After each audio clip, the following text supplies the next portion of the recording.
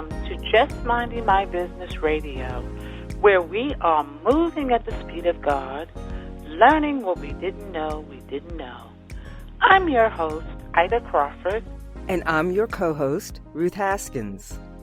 So grab a pen and paper and get ready for information that you can use.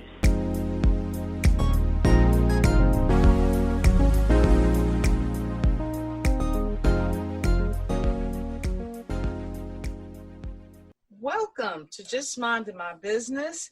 I hope you had an awesome day, and I hope you're here ready to receive news and views that you can use. Coined by Miss Ruth Haskins. So coming to the mic today is Candice J. Hicks. Refined Diamonds, Inc. was planted in the heart of Candice J. Hicks in April of 2013 and was birthed on March 9th, 2019. Candice has been employed with the Division of Parole and Probation since 2013 as a senior agent. She supervises adult offenders on probation, parole, and mandatory supervision that have been conditionally released into the community by the order of the Court of Parole Commission. Types of cases that she supervises are assault, prostitution, drug possession, and armed robbery, burglary, just to name a few. Well, welcome, Candice. I can't wait to hear all about this. My goodness. Yes, it's going to be most interesting. Yes. Women of many facets. Absolutely. Thank you so much for coming on Just Minding My Business. Thank you for having me. It's the honor. Absolutely. Honor to have you. Yeah. Well, anyway, how did you get on this role? Tell me how you got where you are now. Well, I've always wanted to have a nonprofit specifically for teen girls in the Southern Maryland community. And it came in my heart in 2013, but it didn't get manifested until this year. Of course, I went through a lot of different experiences between 2013 and 2019. So this was the year and the season that God wanted it to be birthed because he knew I was prepared and I was able to handle it. Wow. Wow. That's a huge calling. Yes. A huge calling. So why is Redefined Diamonds Inc. so important? Refined Diamonds is so important because specifically in Southern Maryland, there's not a lot of nonprofit organizations specifically for Black girls. In Baltimore County, Howard County, and Arundel County, there's a lot of nonprofits for our Black girls, but here in Charles, St. Mary's, and Calvert County, it's pretty much non-existent. So I wanted to do something for our girls. Okay. All right. May I ask? I just have one. Go ahead, Ruth. Candice, did this come through Refined Diamonds? Did that have any relationship to your experience in your everyday work, working with parolees? Yes. I have females on my caseload as well as males, but with the females specifically, they come from a lot of homes where there's molestation, abuse, physical, emotional, verbal. And so they get hooked up with these guys and get on prescription pain just to ease the pain of their childhood. Mm-hmm. And I see a lot of that day to day. So I want to make sure that my girls that's a part of this organization to steer them the best way possible so that they don't go down that path and be on someone's caseload.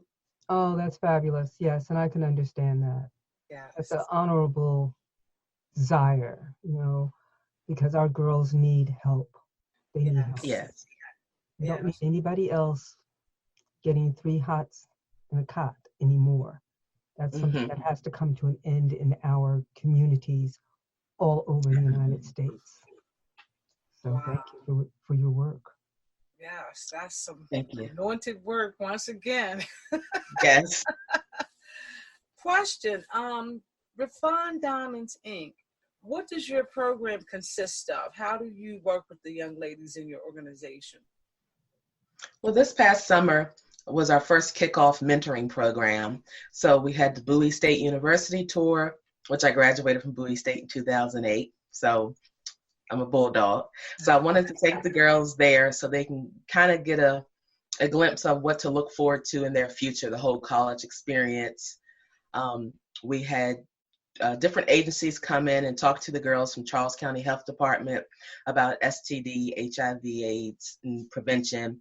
We had Center for Abused Persons to come talk to the girls, specifically about teen domestic violence, which is really underrated in our community. It doesn't get talked about a lot, but there's a lot of teen girls that are in abusive relationships and may not even know it. Mm-hmm. In addition, some of our other sessions we had during the summer, we went to the African American Museum locally in Charles County. In addition, we had a mental health counselor come talk to our girls about mental health, especially in the Black community. That's still a little bit of taboo, but I think mental health nowadays is really coming to the forefront, that it's okay to talk to a counselor. Yes, and we're very big on that kind of thing. We interview so many people that are about, wellness above the neck, we like to say. And mm-hmm. we have interviewed so many people that have different approaches to it, to help people to feel comfortable about talking mm-hmm. about mental health, because we are all one situation from a breakdown. For sure. Yes. So nobody's immune to, having some mental health issues. Nobody. Right. So let me ask you, what are you looking forward to in your organization? I'm looking forward to starting a scholarship fund for our girls so that we can send them to school. That's my ultimate goal, a scholarship fund, and that they will be able to reach back and give back the same way that I've given to them and that others in the community have given to them. I want this program to be a life-changing transformation station. Not only doing that through the scholarship fund, academics, helping them with their schoolwork. We're going to start doing that as well. If they need some mentoring outside of the classroom, but just also a spiritual base as well. Because I cannot run this program without the help of God, without having the spiritual component, because that's how I've been able to succeed and make it this far in life, is by having a good, solid foundation rooted and grounded in the Word of God. Mm-hmm. Amen to that. Now, one other question. I know you talked about the birthing of the Refined Diamonds, but let's go back to who you are. Yes. And your story.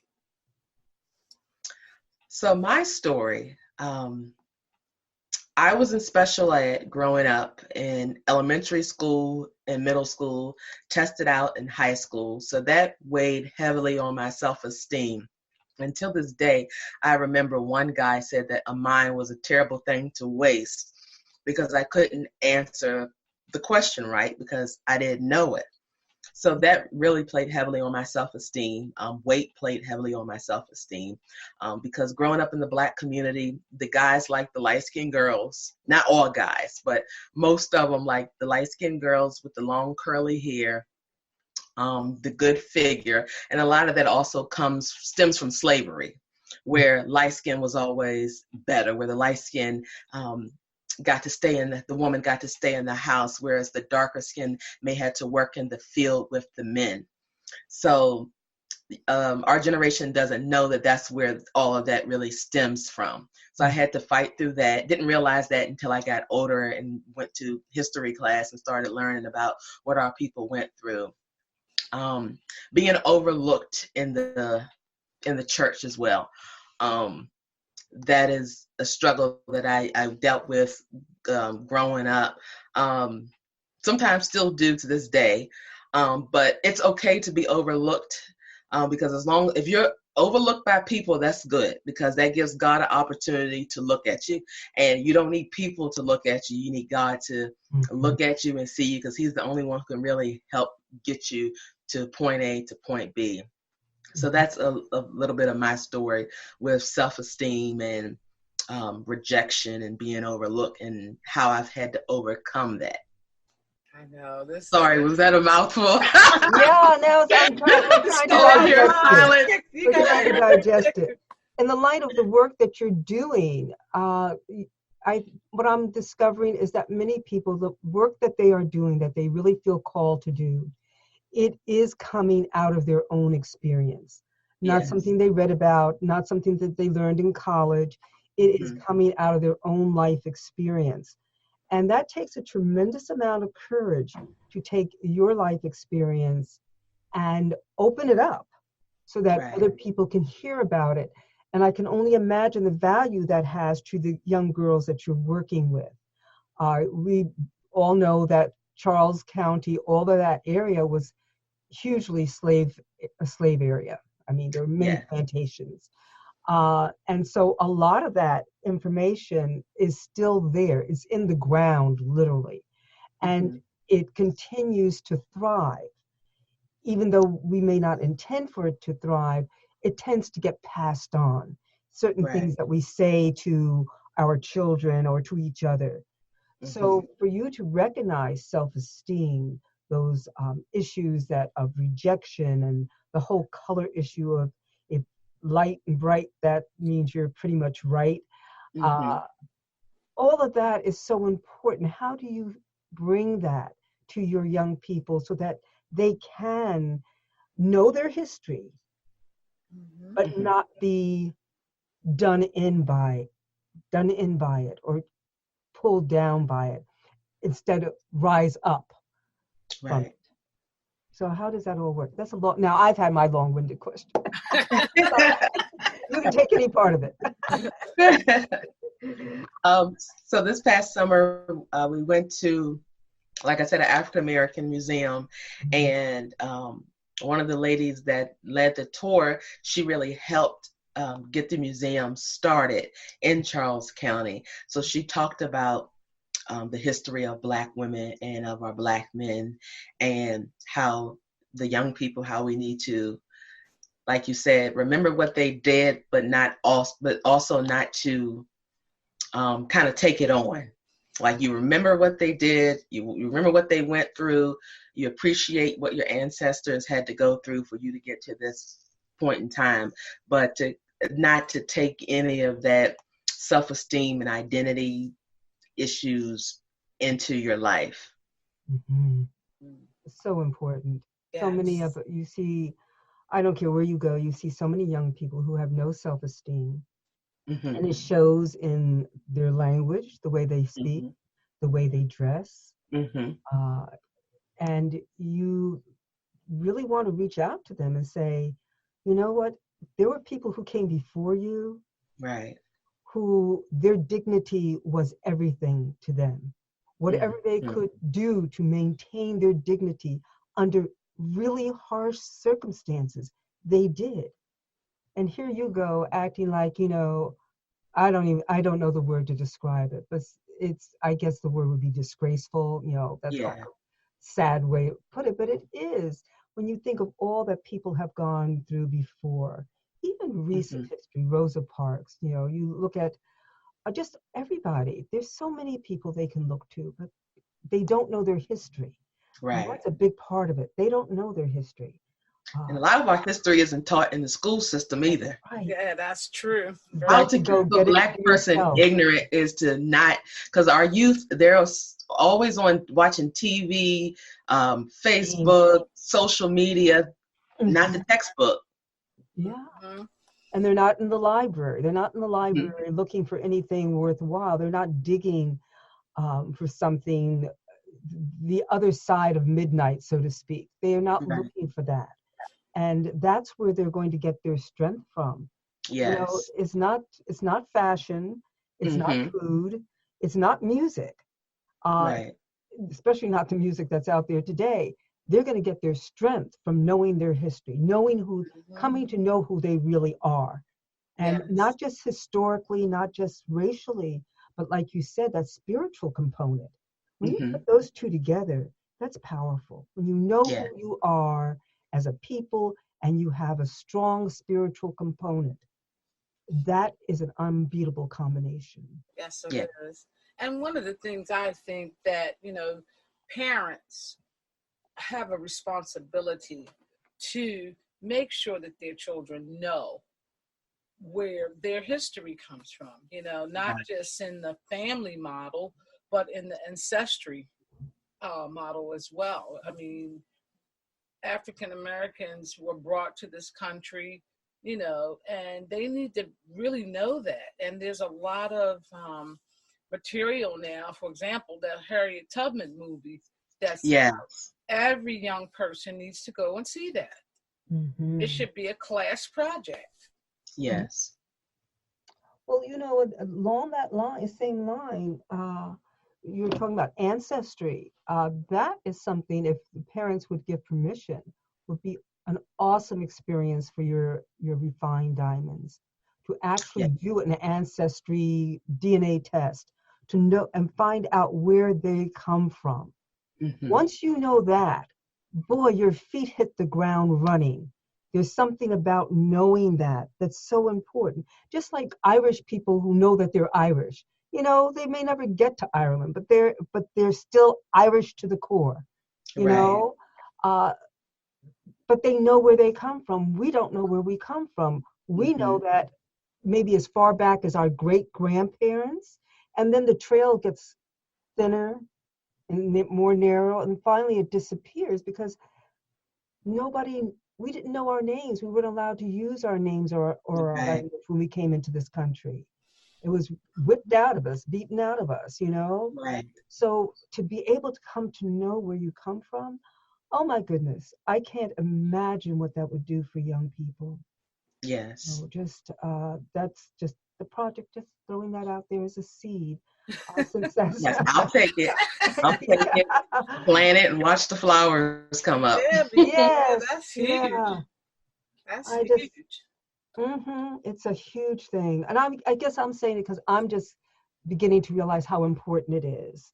And that it's been a piece of my life that I've missed, and of course it comes from all this other people who have discovered who they are, and they're just sometimes amazed.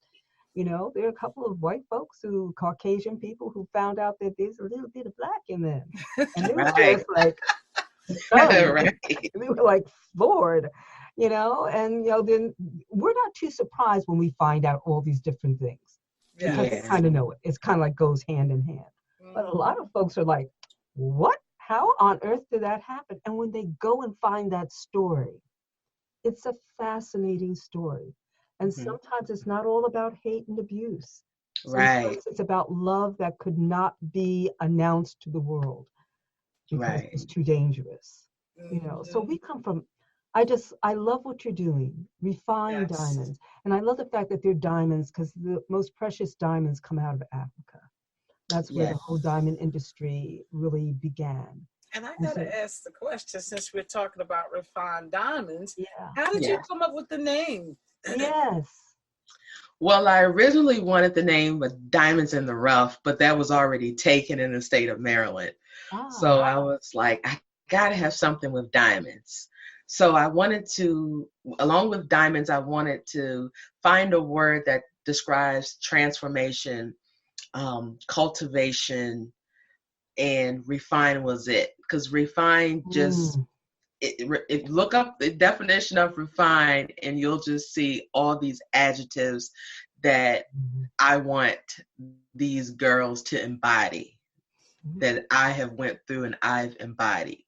And, to this day, even with adults, we're still in the process of being refined because we always can use some work in one area or another.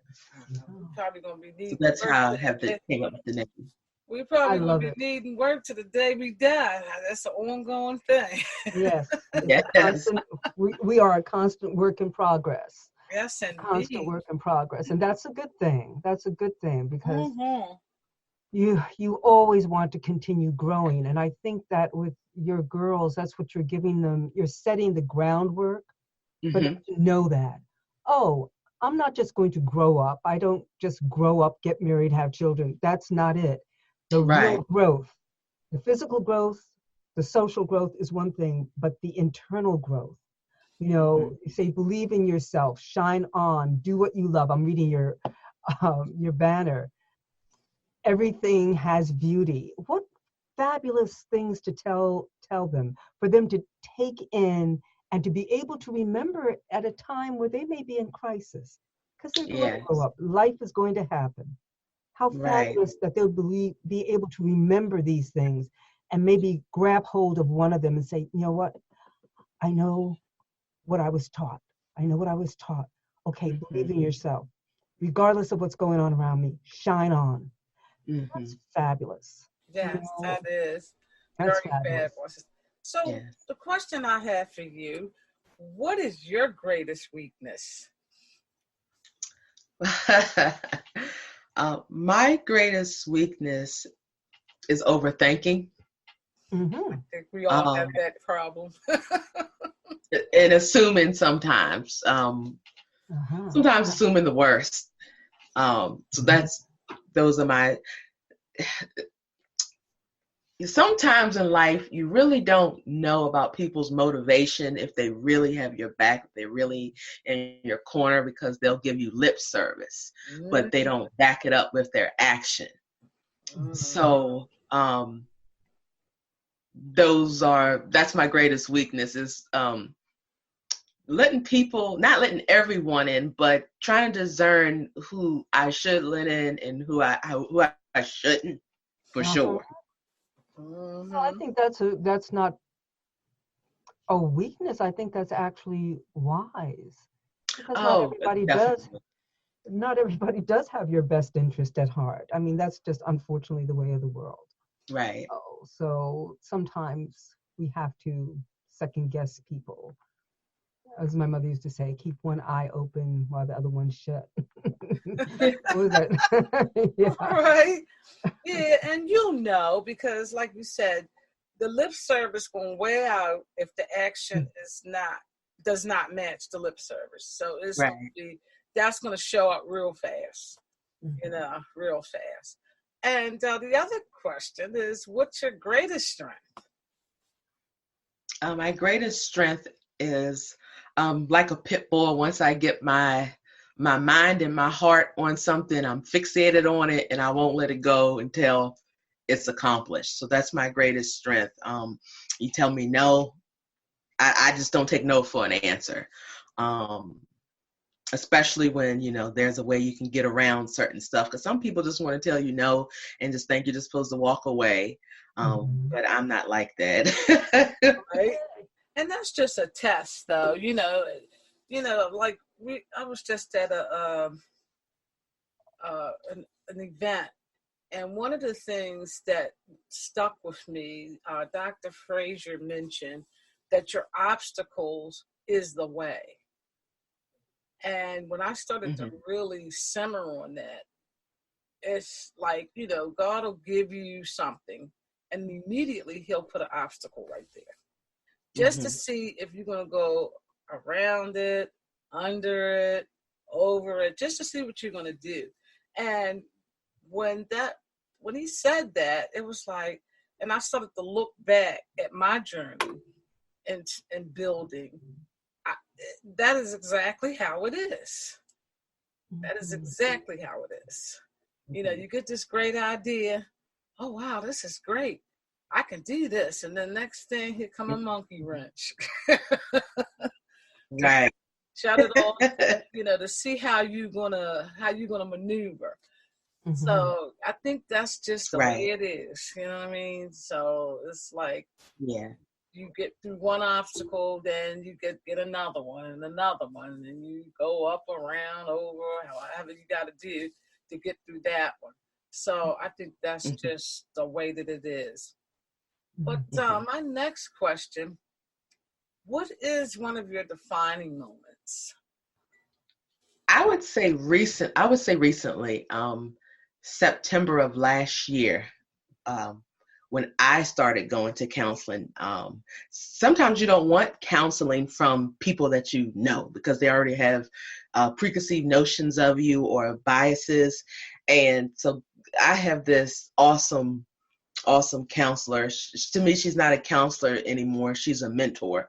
Was the one who really helped me to step out and get Refined Diamonds going. That once I started going to counseling sessions and getting and talking through some of my father issues I've had growing up with, my dad was in the house. He was present, but he wasn't present. If you know what I mean. And a lot of Black men think just because they're in the house that the child is good, but no, they need you emotionally, mentally, spiritually, of course, financially, but it's so much more that a young girl needs a father for. So I knew in order for me to be an example to these young girls that I had to get some help for this issue that I had, dealing with my childhood issues with my father, with not having that emotional support that I would want. And, you can't hold someone responsible for not knowing. He was only able to give me what he was taught. So I can't hold him responsible and hold him hostage for what he wasn't taught. So I forgave him. We have a good relationship now. And so counseling for me and getting through that specific issue is one of my greatest defining moments. Excellent. And I applaud you for that, because so many people don't even recognize that they have an issue that they need to resolve.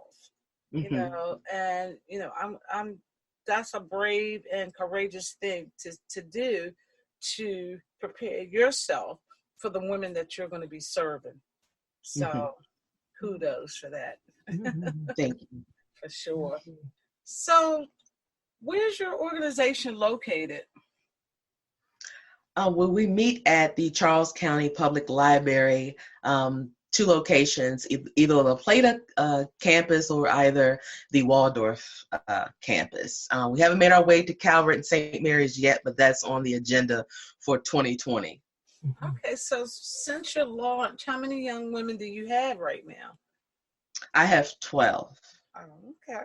Nice number. And my goal was at least 25, but I was reminded that Jesus started out with 12 and turned the world upside down. So 12 was a good number. So when I was told that, don't despise small beginnings. So when I was told that, that changed my whole attitude. Yeah, let me ask you some of the backgrounds of these young girls. What kind of environments did they come from? Some of them don't have their fathers in their life. Fathers are incarcerated, a criminal background. Some do have fathers in their lives. How active they are, I'm not for sure. Single family homes with just the mother. And they really don't have a lot to do, is what I found out. And so when I planned these summer sessions for them, they enjoyed all of the sessions because they've never experienced those type of sessions. So I think I have a good mixed background of different type of socioeconomic backgrounds that my girls come from. Okay. So do you see a difference in them? Or do you see them starting to transform? Yes. One young lady, the first session, she had a frown on her face. She really didn't want to participate. She didn't want to talk. She didn't talk for a few sessions. And then finally, I started to notice she would open up little by little. One of my girls also had issues with her weight, and she was getting teased and bullied in school. And so towards the end of the session, her confidence and her self-esteem really increased, and it made the sessions gave her hope to be brave in the face of adversity and she didn't have to go back to school to be bullied. She had something to work with. She had something to fight with after this session. And so I even helped my niece be a part of the sessions. And she's more sociable. She learned a lot about African-American history. Like I said, a lot of girls had self-esteem and confidence issues, being afraid to talk in front of people. And so once they went through the program, they're able to talk more confidence, boldness, and really embrace the diamond that they are, that they're not a copycat, that they don't need to look like so-and-so, that they're original. Right. Absolutely. That is awesome. So if girls want to get involved with this, how do they do? What's the registration? How do they get involved? So we'll be launching again for spring 2020. So my website, I have that, thank God. It took some time, but they can always email me at info@refinediamondsinc.org or call me, my cell, 240-925-6569. We're on Facebook, and my website is refinediamondsinc.org to stay on top to find out when we're going to be launching next and some of the different activities we have planned throughout the new year. Okay, that's so awesome. Yes. That is so awesome. There's so much going on to help people. You know, and everybody that I've met in 2019 has all been about helping somebody else. It is just amazing. You know, when you watch the news and things like that, they don't reflect any of this kind of stuff, that people are doing to really help people.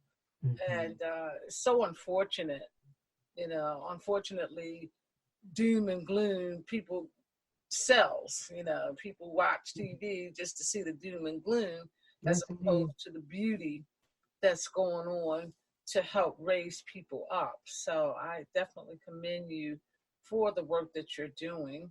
So let me ask you, what are your plans for the ladies next year?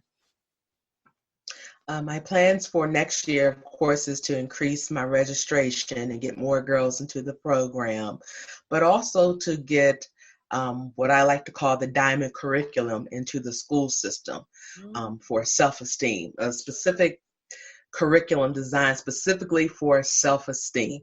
Okay. In addition to this, more college tours, more sessions that really digs into their creative side, pottery, art, like I said, more museums with even learning about different cultures. Very important. Yes. So if people want to support you, how do they do that? There's two ways to support. They can do our Cash App, which is the $ Refined Diamonds Inc. 19. In addition, we have PayPal, which is Diamond Girl Swag. And of course, a check. But also we need your support with volunteers, good mentors that are role models for the girls that have good character, and also, of course, prayers is another way to support us. Yes. And that's one. Prayers are powerful. Yeah, that's the most powerful, prayers. Yeah, with prayer, mountains can get moved. Yes. For sure. Well, I am so grateful to hear about this experience. And we didn't talk about the other things that you do in terms of working with the other criminal minds that are out there, and how how that works for you. Because that's like you went from one extreme to another extreme. So how does that tie in with what you're doing with Refined Diamonds? Really exposing the criminal justice system. Even And when I say exposing the criminal justice system, the system really isn't fair to our people. Mm-hmm. And that's what I see firsthand with what I do. So one of the sessions that I took the girls on was to the courthouse so that they could see how criminal jury trial goes and how the state has their spill with prosecuting the person, and then the public defender has their spill on, of course, trying to get the person off or to prove their innocence. And then you have ultimately the judge's decision as well as the jury decision if it's a criminal jury trial. So I really wanted to expose the girls to that. Before becoming a parole and probation officer, I actually wanted to be a lawyer. And so sometimes I regret that, but hey, all things work together for my good. So God had other plans. So if we could get some more Black females in law enforcement, in the criminal justice system to vouch for our people, it would be great. Okay. How do they receive that? How do the girls, especially the ones who may have parents in the criminal justice system, how do they react to that? They already, of course, have their personal feelings and opinions based off of their circumstance. But mm-hmm. then it also helps them to know that, okay, a crime was committed, mm-hmm. and so they had to be punished. Mm-hmm. So, of course, if their heart is still tied to their family member, but then they also see that, of course, negative actions have consequences. Excellent. Especially when you're caught. Yes, right. Okay, I was just wondering, because to be able to be in that situation yourself and then see how it plays out, it's had to be very close to their hearts, very close to some of their hearts, you know. And I would think it would be something to deter them as well in going that route. Right. Because sitting in a courtroom, right. seeing somebody's life being judged by a jury in a trial situation has to have some type of effect on them in terms of, I don't want to go through this, if nothing else. I just want to avoid that situation at all costs. Yeah. Some of them were a little scarred from just going through the security checkpoint, getting checked in. I can understand that. Most of us feel that way when you have to go through a courthouse or you go to the airport. It's just, you just feel not good. Yes. And you're trying to hide your attitude. Yes, exactly. I don't even like doing jury duty. Oh yeah. It's interesting because we don't realize how sensitive we are about our person. We don't want to be checked or inspected in that way. It just goes against human nature, and so they've had that experience. Like Ida said, maybe it will be a deterrent when some of their other little friends start whispering in their ears, and they're like, no, I've already seen how that works out. I'm not doing that. Mm-hmm. So those are good experiences, difficult but good experiences. Yes, absolutely. So any upcoming events? So we just had a coat drive this month in which we gave away 55 coats to Lifestyles. Oh, nice. Okay. For the month of December, we're going to take the girls for a Christmas musical. And then we have a huge fundraising event coming up in January where we're trying to do a Southern Maryland takeover. So it's going to be awesome. What's that? So what's that? Explain. I kind of don't want to give it all away. Okay. Okay. But it will be a diamond showcase. Some of the girls sing, they write poetry, they dance. So a fundraising event, of course, to support the girls with the scholarship for summer 2020, also to display their talents, and also to sign up new girls that will be coming in for the fundraising event for our program. Oh, lovely. All right. So it's kind of a little bit of everything. Keep us informed about what you're doing. You have a date yet? It was originally January the 19th. However, that had to be changed. So I'm still kind of waiting to see about my guest speaker, trying to work some things out with him. Oh, okay. Well, keep us in the loop. We definitely want to hear about that, and possibly even participate if the weather permits. Mm-hmm. Yeah. Yes, indeed. So again, how can people support you? How can people contact you? All that good stuff. I can be reached on my cell, 240-925-6569. My email address, info@refineddiamondsinc.org. Our website, refineddiamondsinc.org. We have a contact us section. So that's another way that people can get in touch with me, as well as through social media, because we have a Facebook page as well. Okay. Well, it has been an honor to meet you, number one, and hear about how God has positioned you to help these young women. So we appreciate what you do, and we look forward to seeing how your girls blossom and how you move through your program going forward. Indeed. Thank you for having me. It's truly an honor. Appreciate the opportunity. Our pleasure. Absolutely. Word on the street says there's something new at Just Minding My Business Media. You've heard our podcast, Just Minding My Business Radio, that brings news and views you can use. That airs every Thursday at 6 p.m. on iHeartRadio, iTunes, YouTube, Spotify, and Spreaker. Well, now you can watch Just Minding My Business.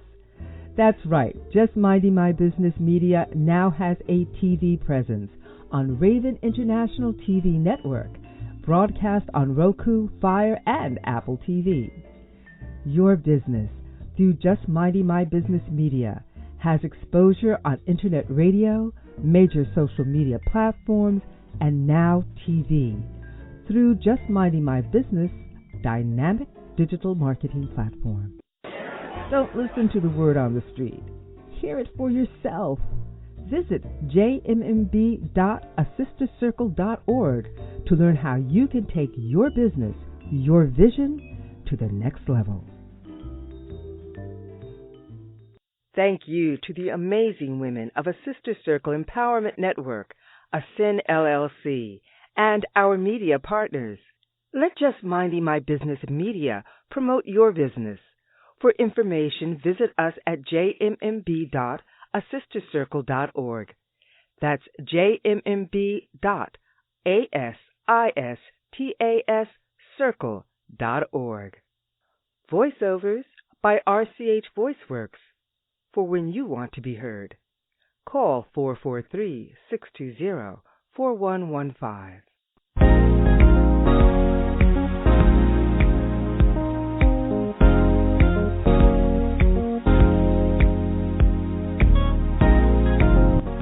Thank you for tuning in to Just Minding My Business Radio. I'm your host, Ida Crawford. And I'm your co-host, Ruth Haskins. We hope you enjoyed the show and appreciate you stopping by. Many blessings to you and yours.